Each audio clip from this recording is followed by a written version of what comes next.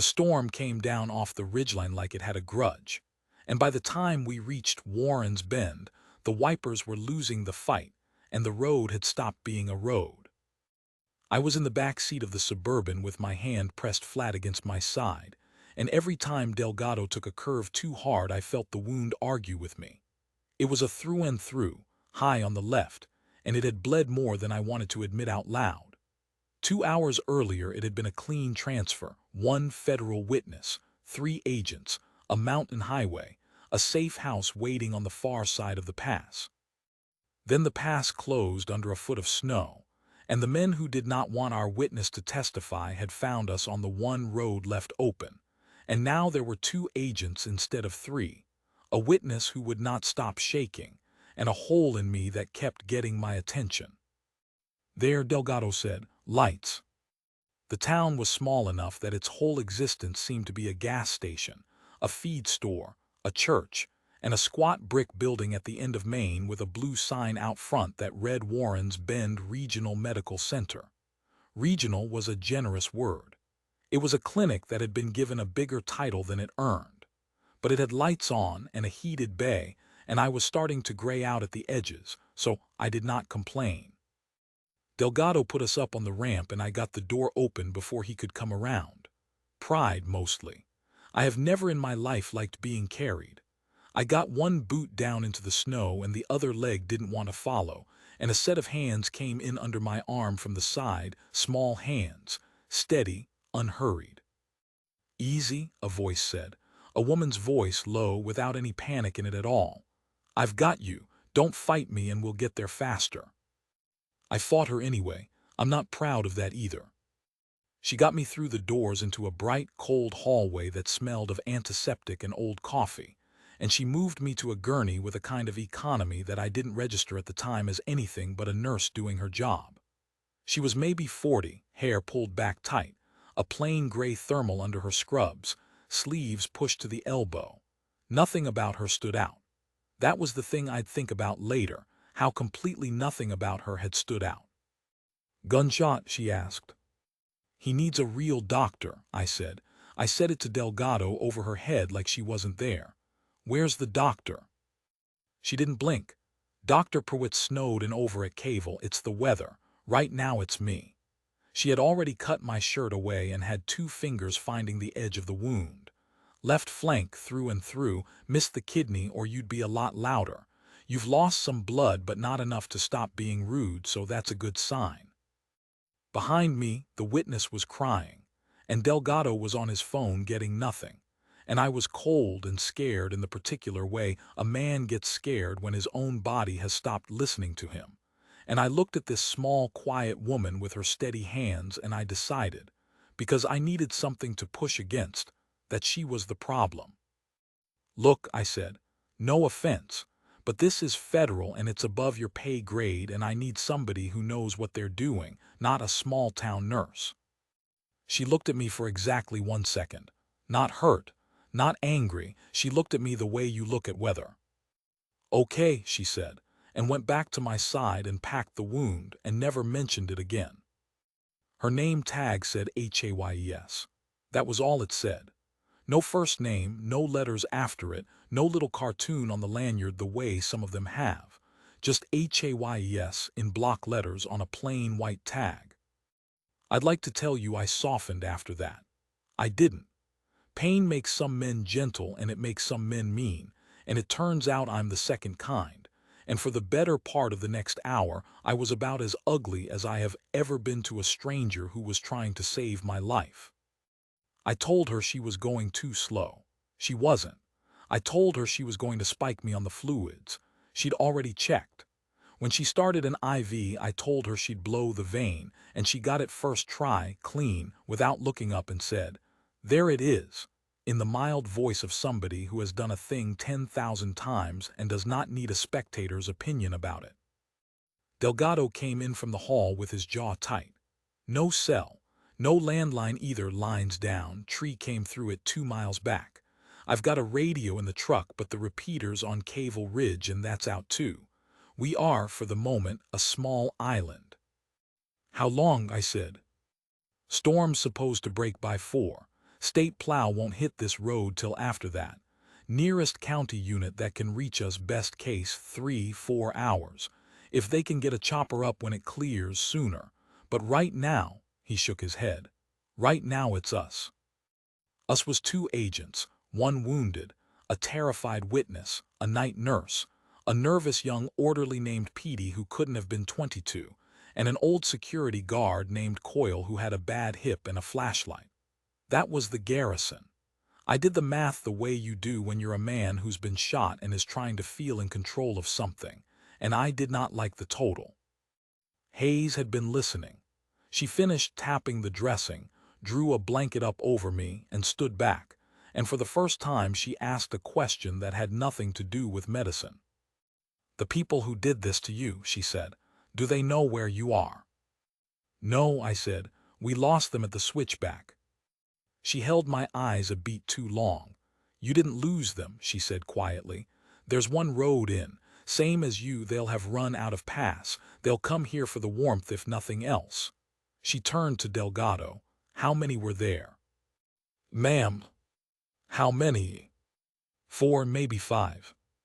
She nodded slowly, like the number had confirmed something she already suspected, and she looked around that bright little emergency bay, at the glass front doors, the 2 hallways, the wide windows, the way I had not thought to look at it.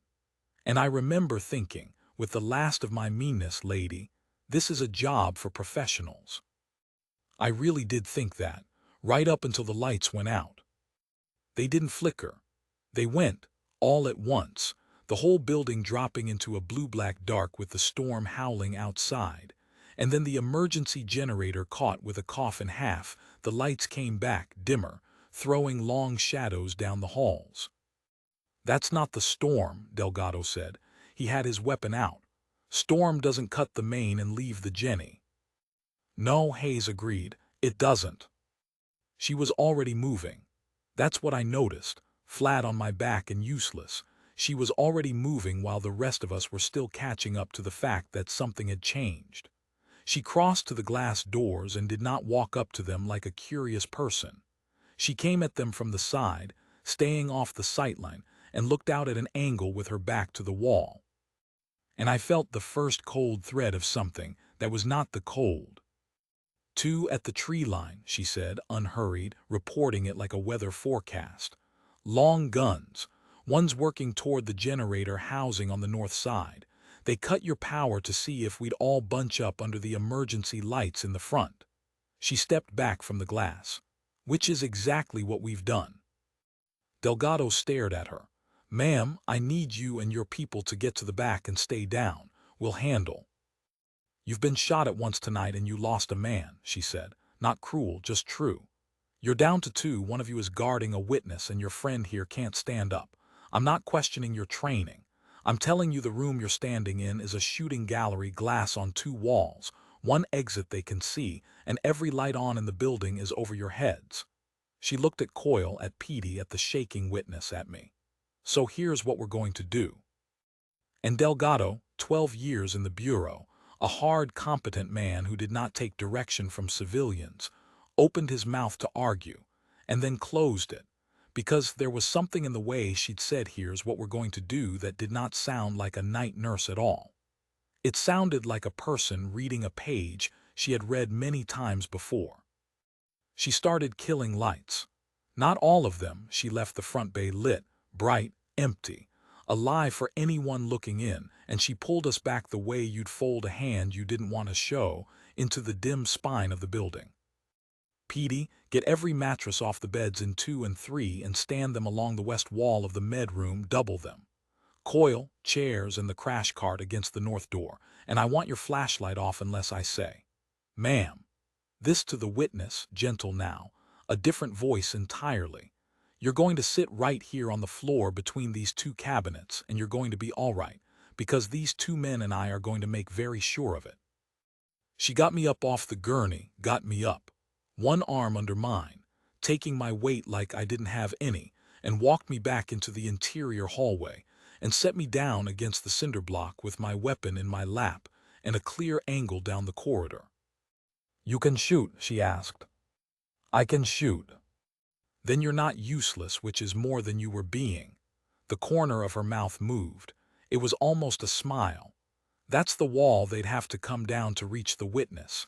Anyone comes down it who isn't me, you put them down. Don't be a hero, just be steady. Who are you? I said. She didn't answer. She'd already turned toward the sound of the north door, and she picked up a fire axe off the wall mount on her way past like it was a clipboard, and she moved down that dark hall with the axe low along her leg and her steps making no sound at all. And I lay there against the cold block with my gun in my hands and understood, finally, that I had been an idiot for the last 2 hours, and that whoever this quiet woman was, she was the best prepared person in the building, and it was not close. The north door came in on the second kick.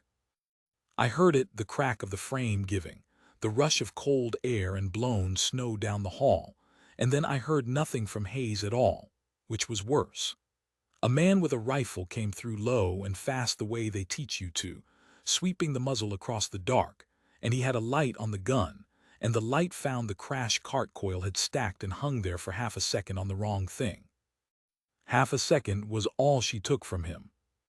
She came out of the dark on his blind side, not from the front where his light was, but from the angle he'd already cleared, and she didn't swing the axe like a woodcutter. She drove the flat of it into the back of his weapon hand, and the rifle went one way and his balance went another, and before he'd finished falling, she had a knee in the small of his back and his own arm bent up wrong behind him and his face in the tile. It took maybe 2 seconds. It was the least dramatic thing I have ever seen a person do to another person, and it was the most complete. Coil zip ties, cart drawer bottom left, she said, not even breathing hard. Both hands, then his ankles. There was a second man behind the first. I saw his light swing into the hall and I did what she'd told me to do. I didn't be a hero. I was just steady. I put 3 rounds into the doorframe beside him and he pulled back out into the storm, and the light went with him, and the hall was dark and quiet again except for the man on the floor swearing into the tile. Good, Hayes said to me over her shoulder. Just that. Good. And I felt it land in my chest with a stupid, disproportionate warmth, the way a word does when it comes from someone you've decided too late that you badly want to think well of you. Then the man on the floor twisted, and got a hand free that Coil hadn't tied yet, and came up off the tile with a blade out of his boot, straight for her. I want to tell you I saved her. I didn't. I couldn't, my angle was wrong and the witness was behind her in my lane, and I had already started to shout a warning that would have come a full second too late. She didn't need the second. She'd felt the shift in his weight before I'd seen the knife. She rolled off him toward the blade instead of away from it, toward it, which every instinct in a normal person screams against, got the flat of her forearm under his wrist, and used the momentum he'd committed to the strike to fold his own arm back across his body and put the knife into the meat of his own shoulder. He screamed. She took the blade away from him, the way you take scissors from a child, and had him retied before Coil had gotten the flashlight steady. She stood up. She looked down at him for a moment, and then she looked at me, and she saw that I had seen it, all of it, and something passed over her face, not fear of being found out exactly, more like tiredness, like a thing she had put down a long time ago and had not wanted to pick up again. "You're bleeding through the dressing," she said. "Lie back." She came and knelt beside me in the dark and worked on my side by feel, and while she worked she talked to me low and even, and I understood she was doing 2 things at once, packing my wound and taking my mind off the fact that there were still 3 armed men in the storm outside who wanted us all dead. "I need you to hold pressure here," she said, and pressed my own hand down over the fresh dressing. "You do that, you free up my hands. That's your job now. Can you do your job?" "Yeah." "Say it like you mean it." "I can do my job." "Better." She checked my color in the dim light, thumbed my lower eyelid, felt my pulse at the wrist without seeming to. "You're not going to die tonight, Agent. I've decided, and I have a very good record on that decision." "What record?" I said. "Who are you?" She sat back on her heels. Outside, the wind screamed and threw snow against the glass, and somewhere on the north side of the building metal groaned as one of them tested a door, and she looked at me in the dark and made, I think, a decision of a different kind. "You want to know why I'm not scared," she said. It wasn't quite a question. "It's not because I'm brave. It's because I've done this before and the fear got used up a long time ago, and what's left underneath it is just the work. You learn the work well enough, it doesn't leave you. You can quit the uniform. You can move to a town at the end of a dead road and take the night shift because the nights are quiet and quiet is what you came here for. But the work stays in your hands."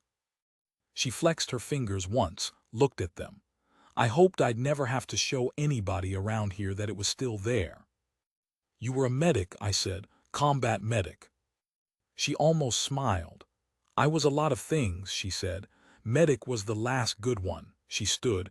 "Keep pressure on that. I have to go read the building again."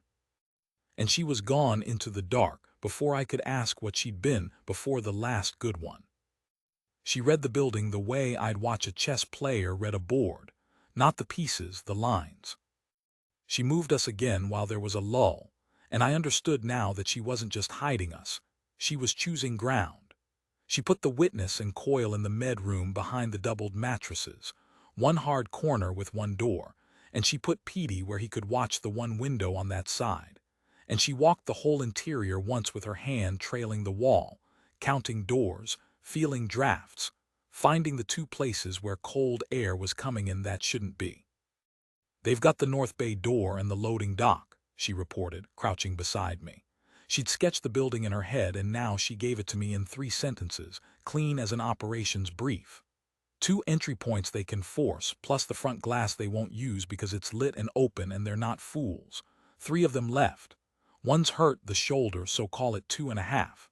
They're cold, they're down 2 men, and they're realizing this isn't the soft target they thought. That makes them one of 2 things, careful or desperate. If they're careful, they wait for us to make a mistake. If they're desperate, they rush the med room because that's where they'll guess the witness is." "How do you know all this?" I said, not mean this time, just amazed. "Because it's what I do," she said simply. "You defend a building by thinking like the person trying to take it. I've been the person trying to take it. And I've been the last person standing in a place worse than this one with fewer people than we have, holding a door until the sun came up." She looked at me. "We're going to hold this door until the sun comes up, Agent Dahlin. You and me and a hurt witness and a kid and an old man with a bad hip. And come 4 o'clock a plow's going to come down that road and it's going to be over. That's the whole plan. Hold the door, don't die, wait for the light." It was the plan. It was the entire plan, and it was the sanest thing anyone had said all night, and I lay there with my hand pressed to my own body, keeping myself alive on her instruction, and I thought. I called her a small-town nurse. I told her it was above her pay grade. I didn't say it out loud. There wasn't time. Because that was when they stopped being careful and got desperate, and rushed the loading dock. The dock door didn't come in quiet. It came in loud, a truck bumper, I found out later, backed into it at speed until the roll-up buckled and shrieked up its track, and the noise was the point, because noise makes you turn toward it. And while Petey and Coyle and I all turned toward the scream of tearing metal on the north side, the third man came in a window on the south. I didn't see him, Hayes did. I don't know how she was already there. I'd swear she'd been beside me 10 seconds before. But when the glass went on the south hall, she was standing in it, in the dark, and the man who came through with his rifle up and his light hunting for a target found her instead, found her hands, which took the barrel and pushed it toward the ceiling as he fired, so the burst went into the tiles and rained plaster instead of into the med room where the witness was pressed into the corner. She didn't try to take the gun from him. She took his balance.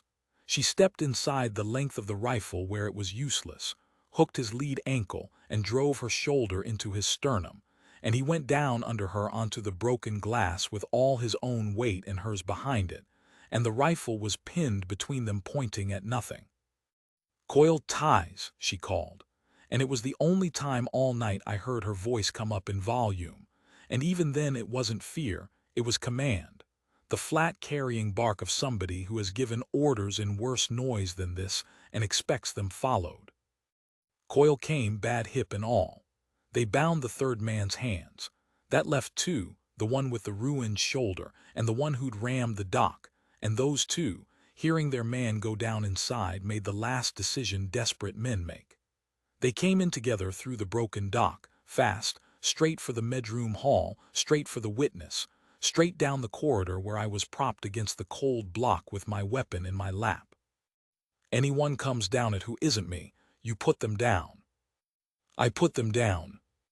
I want to be honest about it, because she was honest about everything and I owe the night that much. I didn't do it beautifully. My hands were shaking from blood loss and cold and plain animal fear, and I fired more rounds than a marksman would have needed, and the muzzle flash blinded me between every shot. But I was steady enough, because she'd told me to be steady and put me somewhere I could be, and I'd kept my hand on my own wound like she said, so I hadn't gone gray. And when the two of them came into my lane, I hit the first one twice in the vest, enough to fold him, and the second one stopped, because his partner had folded and the hallway ahead of him had a gun in it that wasn't stopping, and he backed up into the dark of the dock. And Hayes was on the folded one before he could get his breath back, and it was over. It was over the way she did everything, quickly, without spectacle and completely. 4 men, tied on the floor of a county clinic. One still out in the storm somewhere, gone back into the white with no partners and no plan, and Hayes stood in the wrecked hallway with plaster in her hair and the fire axe hanging from one hand and listened to the storm for a long moment, and then she said, "He's running. He won't come back for 4 men he can't carry. It's done."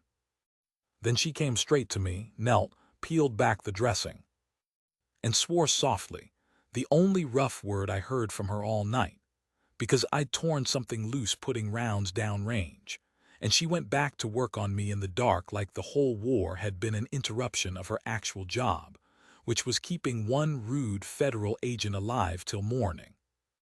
The sun came up the way she'd promised it would. It came up gray and slow over a valley buried to the fence posts, and around 4:30 the storm finally broke its own back and the wind dropped, and in the new quiet you could hear, far off and getting closer, the diesel grind of a plow, and behind the plow, sirens.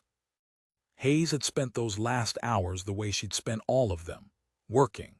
She'd rigged a proper pressure line on me and gotten 2 units of fluid into the witness's shock and splinted Coyle's hip where he'd wrenched it, and she'd tied the 4 men well and checked their circulation because, she said, when Petey asked why she bothered, prisoners are prisoners, not animals, and I don't do it their way.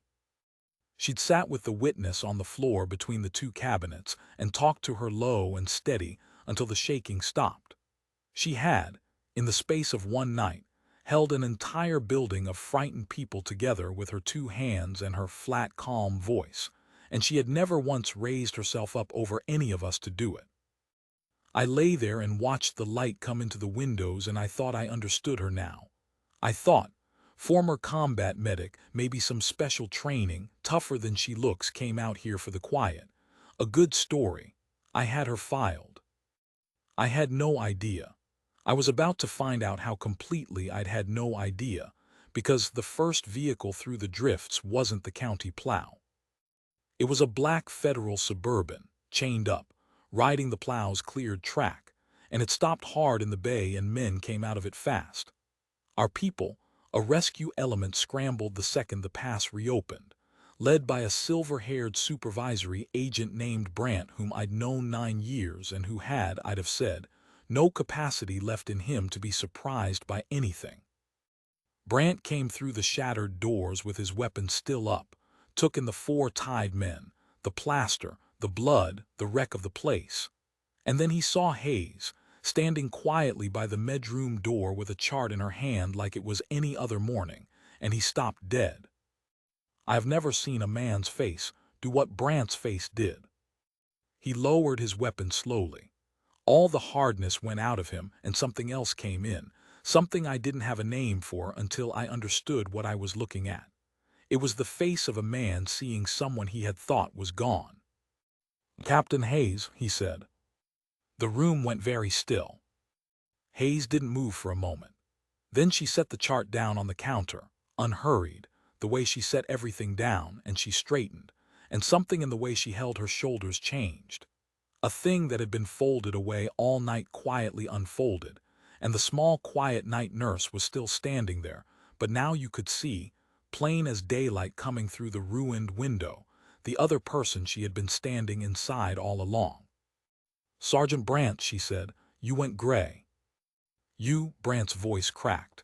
He was a man I'd watched deliver a death notice without his hands shaking. It shook now. "Ma'am, we were told after the valley, after your team," the record said. "I know what the record says." Her voice was gentle. "I let it say that. It was easier for everyone, me most of all." Brant turned to the rest of his element. Young agents who were looking between him and this middle-aged nurse in bloody scrubs with total confusion. And he did the thing I will remember until I die. This hard silver federal man came to attention in the wreckage of a county clinic, and the men behind him, not knowing why but knowing an order of the soul when they saw one, came to attention with him. "You're standing," Brant said to his own people in a voice gone rough, in a room with Captain Alina Hayes, detachment commander. She held a mountain outpost with 9 people against better than 200 for a day and a half so a valley full of civilians could get out. There were 4 left standing at the end of it. She carried 2 of them down herself. He had to stop. "The citation is classified above what most of you will ever read." I read it. I read it because I was one of the civilians in that valley, 20 years old, and I would not be alive to stand here if this woman had decided the odds were bad enough to quit. His jaw worked. She was told to hold a door until the light came. She held it. "Hold this door until the sun comes up," she'd said to me in the dark hours ago. I've done it before in a place worse than this with fewer people, and I'd thought she was speaking figuratively. I closed my eyes. Brant's young agents were staring at her now the way you stare at a thing you were taught about and did not think was real. And Captain Alina Hayes, who had spent the whole night being told and telling us all that she was just the nurse, looked faintly, genuinely uncomfortable with the silence, and did the most soldierly thing possible. She went back to work. "That's very kind, Sergeant," she said.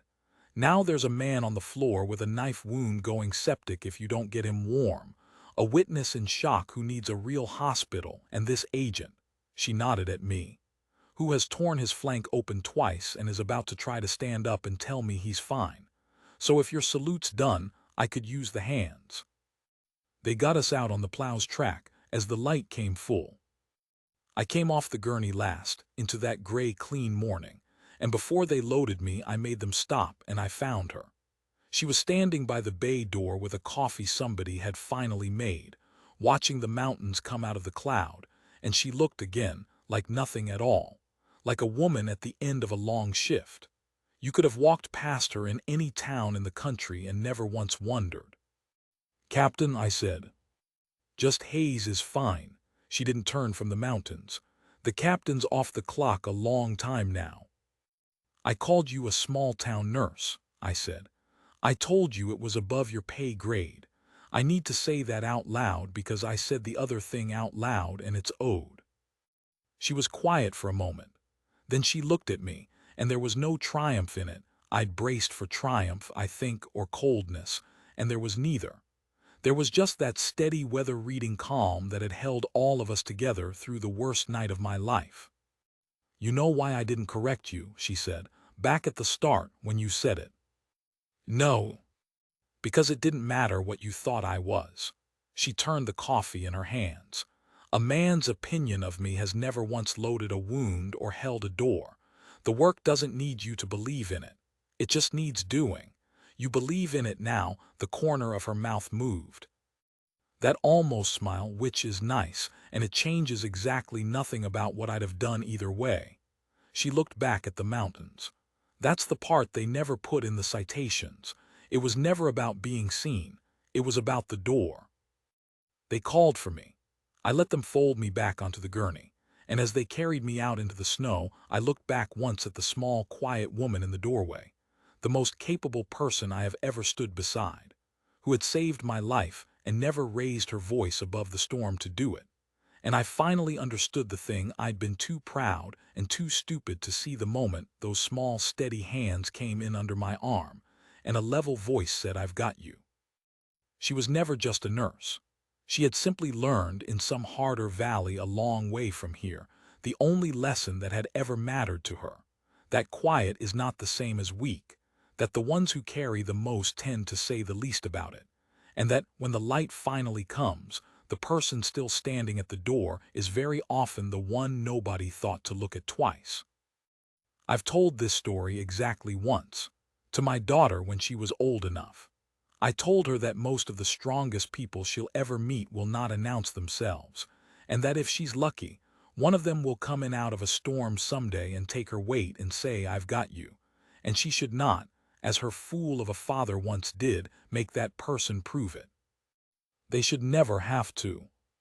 Captain Hayes never did again, but the night she did, I was there, and I stood at the door with her until the sun came up.